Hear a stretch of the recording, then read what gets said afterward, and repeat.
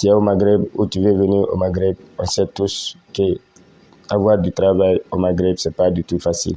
Tout simplement parce que et les migrants et les natifs du Maghreb savent que la plupart des subsahariens sont là pour rejoindre l'autre côté de la mer. Alors, à cause de ça, il n'est pas du tout facile d'avoir un travail stable, surtout un travail durable. Mais quand tu arrives à avoir un travail durable, un travail stable, j'aimerais partager avec toi cette vérité que tu dois mettre dans la tête pour pouvoir garder ton travail. Si tu ne veux pas vraiment perdre ton travail, si tu as déjà convaincu ton boss que tu es là pour changer ta vie et non pour rejoindre l'Europe.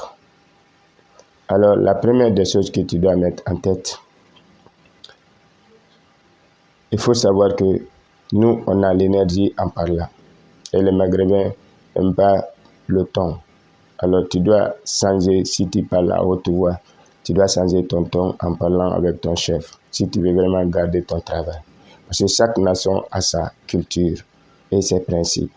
Alors, il faut revoir ton ton quand tu veux parler avec ton chef. Deuxièmement, ne dévoile pas l'équivalent de la monnaie maghrébine à la monnaie subsaharienne. Sinon, ton boss va penser que tu es en train de t'enrichir sur son dos. Parce qu'il va penser que lui qui est ton boss, toi tu deviens riche chez toi plus que lui. Parce qu'il ne regarde pas l'utilité de la monnaie, mais plutôt les chiffres. Parce que ça m'a une fois arrivé quand j'ai dit à mon boss que 100 dirhams est équivalent de 80 000 à 100 000 francs guinéens. Donc lui, c'est les 1000 qu'il a entendu. Ce n'est pas le rendement de la monnaie. Alors il s'est dit tout de suite que je suis là à m'enrichir sur son dos.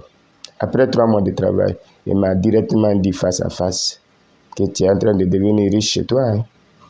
Imagine, chaque fois que tu envoies 1000 dirhams, supposons, moi chez moi, on peut dire que c'est 900 000 ou bien 1 million en francs guinéens. Donc pour lui, millions qui sonnent, là je suis en train de devenir riche.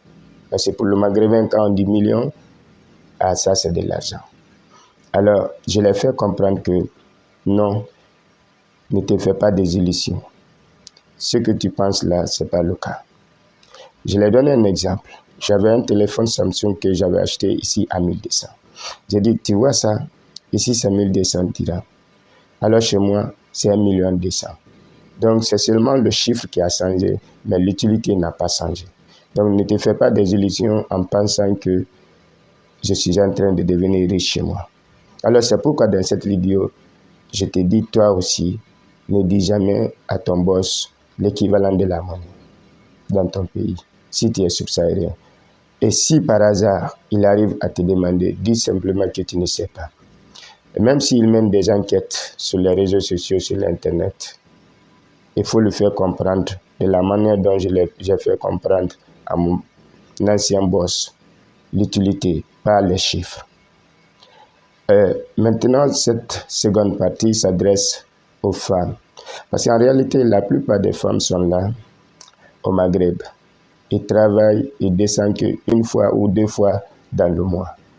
Alors ma soeur, si tu travailles dans le Maghreb et que tu descends 1 fois ou 2 fois dans le mois, ça ne sert à rien de prendre une chambre. Il y a des chambres journalières ou bien des chambres de nudité qui sont à 100 dirhams ou 200 dirhams. Quand tu descends, tu peux aller passer ta nuit là-bas. Il n'est pas important de se faire des bagages. Juste payer la maison pour tes bagages. Non seulement ça va te faire perdre en temps et ça va te faire perdre en économie. Si tu n'as pas un ami avec qui associer pour prendre une maison, ou même si tu as une copine mais qui descend aussi 1 fois ou 2 fois dans le mois, alors ma soeur, le préférable, ce serait mieux de prendre des maisons de nudité ou des journaliers quand vous descendez. Ça vous permettra non seulement de ne pas mettre votre argent dans les habillements dont vous ne portez même pas, parce qu'une fois tu es chez ton patron, la plupart de la journée, c'est dans ta tenue de travail. Alors tu peux avoir juste 2 à 3 complets, te servir de ça pour ton temps. Si tu veux rejoindre de l'autre côté, tu pourras mieux économiser. Si tu veux avoir un fonds de commerce, tu pourras facilement avoir ton fonds de commerce. Mais ça ne sert à rien de prendre une maison juste pour tes habillements. Parce que la plupart de nos sœurs qui sont dans le Maghreb, que ce soit Tunisie, Algérie, Maroc, la plupart payent les maisons juste pour les objets. Parce qu'ils ne descendent qu'une fois ou 2 fois dans le mois. Alors ma sœur, ce que tu gaspilles dans les habillements que tu ne portes même pas, parce que tu passes la plupart de ton temps sur tes poches, et lorsque tu es là-bas, tu portes que ta tenue de travail. Alors, il serait mieux d'économiser ça pour facilement avoir ton fonds de commerce et commencer le commerce si c'est ici tu veux le faire ou si c'est dans ton pays, te retourner faire ton petit commerce, que de gaspiller l'argent dans les vêtements, dans le loyer dont tu n'as pas assez besoin, tout en gâtant le nom de ton patron. Non. Tu es payé, oui. On dit souvent que le salaire, ce n'est pas combien on gagne, mais combien on dépense.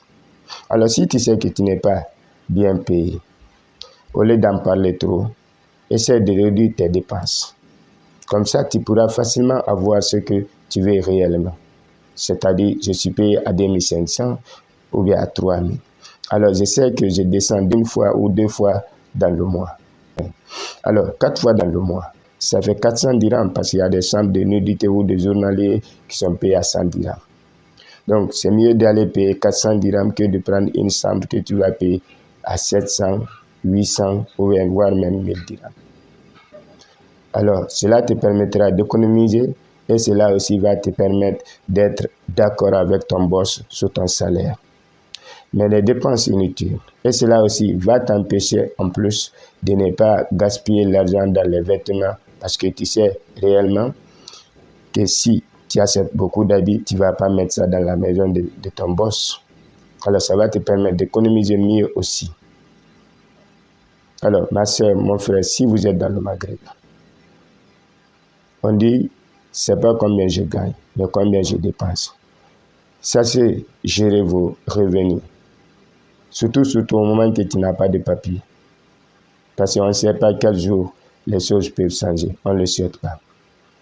Alors, si tu as aimé cette vidéo, likez, commentez et partagez pour ne rien rater.